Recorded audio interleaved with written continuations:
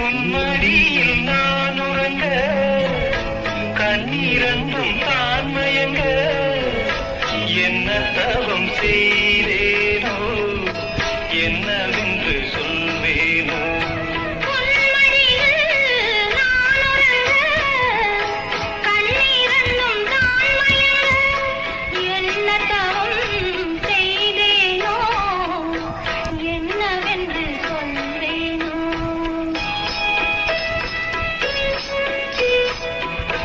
ஏழ்பிறப்பும் இணைந்திருக்கும்